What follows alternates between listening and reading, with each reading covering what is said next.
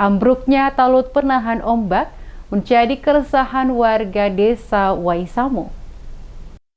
Masyarakat Desa Waisamu resah akibat lambannya respon pemerintah daerah kabupaten maupun provinsi atas laporan yang telah disampaikan terkait robohnya talut penahan ombak di Desa Waisamu yang hingga saat ini belum juga dilakukan perbaikan. Kepada reporter DMS Media Group, Kepala Waisamu Martin Triripoi menjelaskan, mewakili pemerintah negeri telah menyampaikan surat resmi kepada Dinas BPBD Kabupaten Seram Bagian Barat dan juga Dinas BPBD Provinsi Maluku. Namun hingga saat ini belum juga direspon.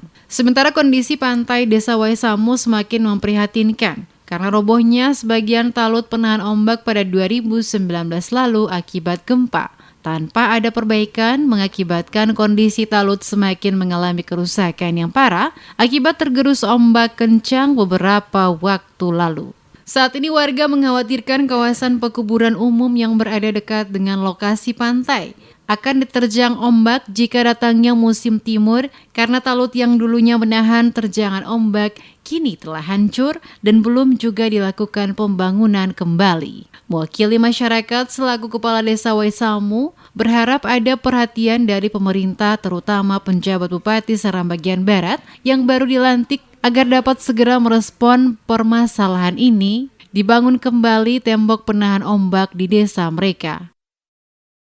Selaku pemerintah negeri yang punya tanggung jawab untuk masyarakat ini, sejujurnya beta sangat resah sekali karena tidak ada tindak lanjut atau timbal balik dari apa yang telah desa masukkan, surat pengusulan untuk tarik dimaksud.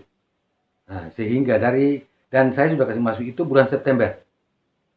Bulan September tarik itu roboh karena pengaruh gempa bulan September itu juga.